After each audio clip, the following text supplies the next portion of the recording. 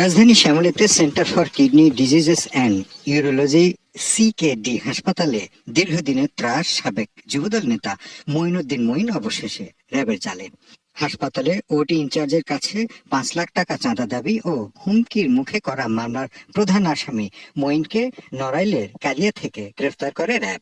হাসপাতালে সেবা জিম্মি করে চাঁদাবাজির ঘটনার মামলার পর ছায়া তদন্ত শুরু করে তারা। র্যাব প্রধান বলেন, মঈনকে তার ফুপুর বাসা থেকে গ্রেফতার করা হয়েছে।